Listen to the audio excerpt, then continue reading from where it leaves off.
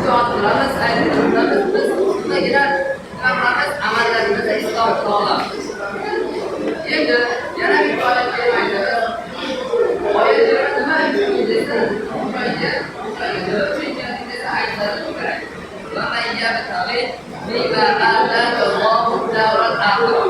Allah Taala sizga bergan ne'mat bilan dunyo ne'mat mana shu dunyo boyligi bilan oxiratni izlab chiqinglar deb bizga Alloh Taolo uni berdi-da. Endi mana shu bergan ne'matni nimaga sarfladik? O'zini roziligiga topishlikka sarflayapmiz, to'g'rimi? Va bitamikina atakallohu ta'ala va la tansa nasibaka min ad-dunya. Oyatga dunyodagi taqdirlarni ham qo'ymaydi. Arabada oturayım, arabada. Oturayım, oturalım.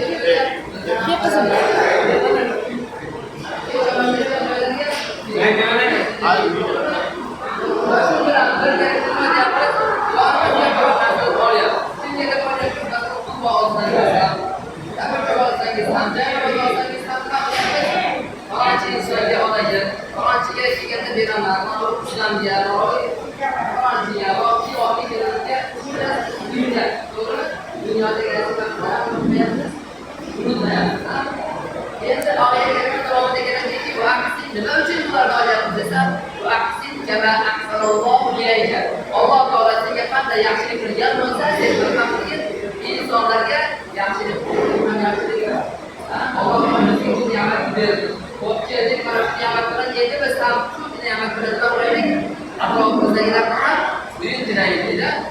La tabghil fasada fil ardi. Eng mukammal joy mana shudir.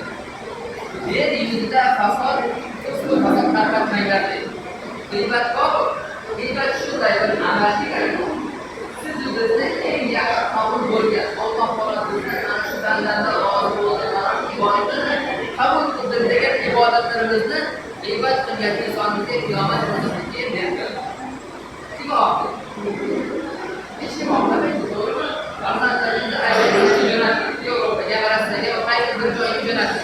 Farzandlarimiz kechagi cho'ntaklari to'ldirib pul bilan keldi. O'zimizni quvonchli dunyo. To'ldirib bilan keldi. Endi biz eng yomon ko'rgan inson atrofimizda. Shahardagi narsaga pul beramizmi? Bermaymiz, rozi bo'lmaymizmi? Ana shu g'iybat ham shunday. Birovlarni aybidan aybidan birovlarni hamonlanayotgan demaydi.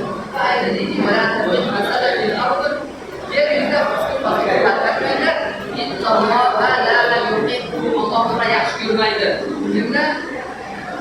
Mufsidin, husn fasod tarqatgan insonlarni, g'iybatchilarni va yomon amal qiladigan insonlarni